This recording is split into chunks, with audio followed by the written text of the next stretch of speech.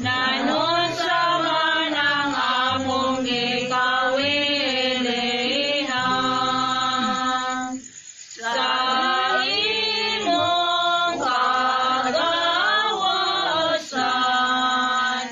tinubdan ka sa pagmahal.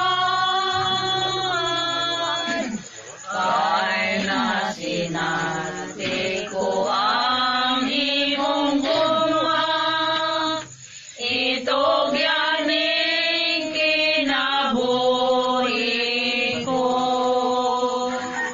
Itog yaning kinabuhi ko.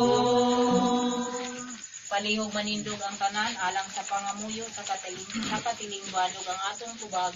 Ginoo, ihatag mo kaniya ang maayong kinabuhi. Ginoo, ihatag mo kaniya ang maayong kinabuhi. Walay kinutuban ang kaayo sa Ginoo atong amahan nga langit nun. Busa sa dakong pagsalig kaniya taliwala sa mga kalisod nining kinabuhi, mangayo kita sa iyang grasya. Ginoo, ihatag mo kaniya ang maayong kinabuhi. Alang sa tanang opisyal o Ginoo nga ilang alagaran ang katawhan subay sa mitki sa katarong ug gugma. Ginoo, ihatag mo kaniya ang maayong kinabuhi. Alang kang nangdaday ug sa tanan nga nagsaulog sa ilang adlaw nga natawhan, hatagan sila dugang kusog sa pakigbisog sa mga tentasyon. Ginoo, ihatag niya ang maayong kinabuhi. Palihog malingkod ug karon atong awiton ang awit sa paghalan. Bilanggo.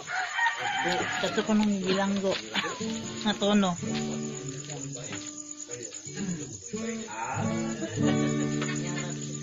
Iabot na usab ang birthday mo nga malipayon. Salamat sa Ginoo, gidadangat ikaw karon. Hinaot pa unta nga daghan pa